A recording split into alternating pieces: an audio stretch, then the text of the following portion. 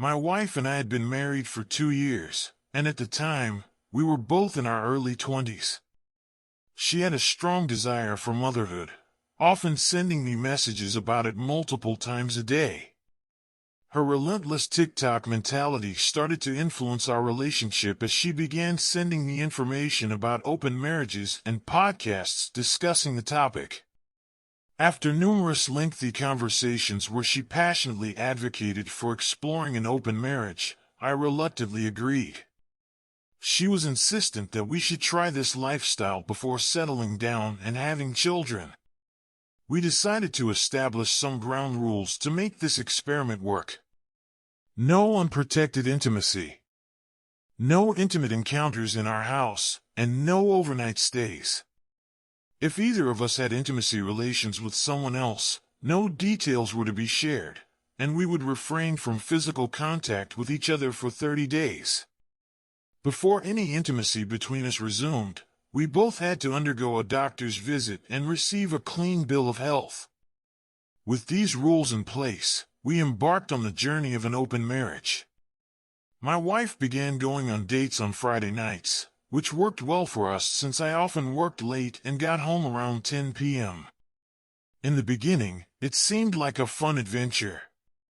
When she returned from her dates, she would excitedly recount what had happened, and we would often become intimate. These were purely dates, with no intimacy activities involved. I also decided to give it a shot and went on 3 dates myself. Unfortunately, each of them ended in a similar way. Once the women I met discovered I was married and in an open relationship, they lost interest, and our connections fizzled out.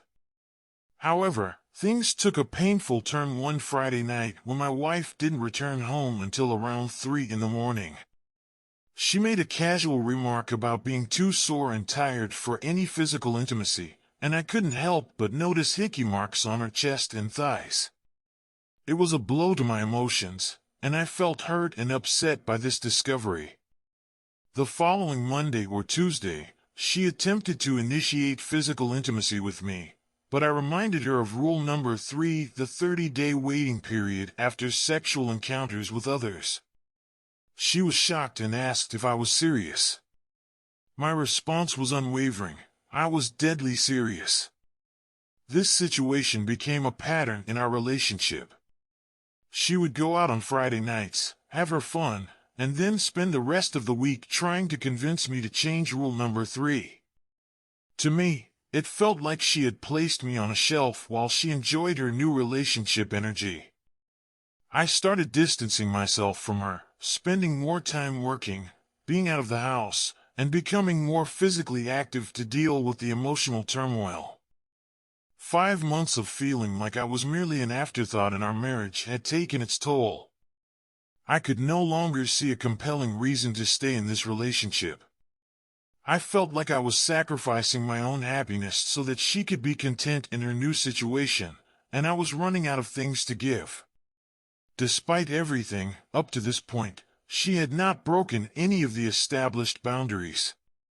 However, every time I suggested that she should take a step back from her new partner, she brushed it off as an overreaction, insisting that it was all just some harmless fun.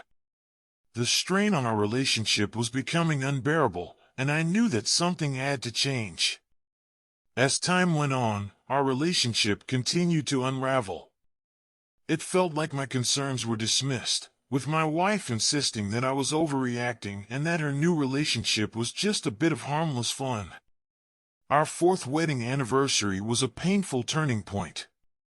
I had taken the day off work to make her dinner and clean the house, hoping to celebrate the special occasion.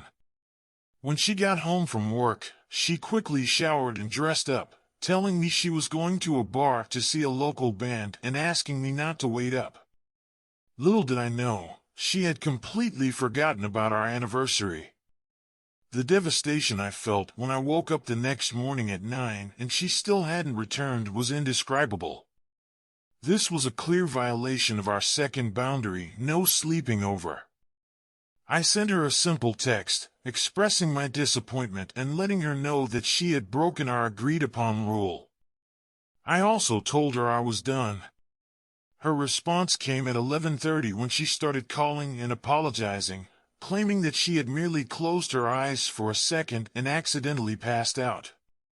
She insisted it was an accident and that it would never happen again. But I was unwilling to engage in any discussion about it, which only seemed to awaken her from the fog she had been in. She showed up at my workplace just before we opened, creating a scene in front of my colleagues and the owners. It took considerable effort, but I managed to calm her down enough for her to leave. We agreed to discuss the situation on Sunday. When I got home from work that night, she once again tried to initiate physical intimacy, but I reminded her of rule number 3. It was then that she told me she would no longer see her new partner and wanted to close the marriage, focusing on reconnecting with me. It seemed that she had a change of heart, perhaps realizing her mistake when she received my text and her new partner made fun of her. She made daily efforts to be intimate with me, but it was clear that our connection had been irreparably damaged. I no longer desired her in the same way, and she had become more of a roommate than a partner. As the 30-day waiting period passed, she went to the doctor for the required checkup, confirming that she was free of diseases. However, she had one more shocking announcement to make: she was pregnant. Her announcement was met with an unexpected response from me. I told her that I hoped she and her new partner would be happy together. Her confusion quickly turned into tears, and a few days later, she sent her new partner a text telling him about the pregnancy. His response was callous, suggesting she pass it off as my child. It was then that I decided to file for divorce. Despite her desperate attempts to change my mind, making promises, begging, pleading, and offering everything under the sun to fix our relationship, I had reached a point of no return. I found myself stuck living with her until our lease was up, and our interactions became strained. She continued to try to be intimate with me, but I consistently turned her down. My resentment grew, much like her growing baby bump. It was a painful chapter in our lives, and I couldn't help but hope that we would both find a way to move forward separately, leaving behind the hurt and disappointment of our failed open marriage. 3 weeks ago, an already turbulent situation took yet another turn. My wife came into my room one evening, bearing pizza for dinner. She began the conversation by sharing her excitement about being pregnant and how it had left her feeling super excited all the time. Once again, she attempted to initiate physical intimacy with me. By this point, I had run out of patience and politeness. I couldn't bear to go through with it anymore, and I bluntly told her that I wasn't interested, suggesting that she try Tinder or some other avenue where she might find someone willing. She left my room in tears. Around the same time, we had our first divorce hearing, and the judge ordered us to attend 6 weeks of marriage counseling. It felt like a pointless exercise, almost like a meet and greet session where they talked to us separately to gather our sides of the story. All I wanted was for this ordeal to be over so that we could finally move on with our lives. My birthday was approaching, and on the Friday before it, she asked me to spend it with her to celebrate. I declined her invitation, unable to muster any enthusiasm for the idea. She kept pushing the subject, and I eventually lost my temper. I told her that I no longer wasted special occasions on her, referencing our disastrous 4th anniversary celebration when she had gone out to be with someone else. Leaving her in tears in the kitchen, I headed to work, informing her that I would see her on Monday for our court-ordered counseling session. Monday morning, I arrived at the counseling session, but she never showed up. I tried to reach her, her friends, and her parents, but there was no response. It turned out she had been arrested on Sunday morning for driving under the influence and reckless endangerment. In a surprising turn of events, I offered my house as a place for her and her family to stay. I even had a couch available at a friend's house.